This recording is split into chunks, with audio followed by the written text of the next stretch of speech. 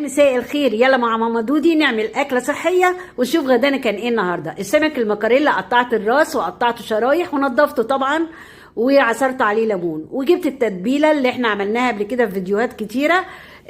وجبت الطماطم مقطعه والبطاطس مقطعه وفلفل والشطه مقطعه خضره طبعا وبصل وتوم. نيجي بقى للتتبيله، معايا ملح وفلفل ومعايا جنزبيل وكمون.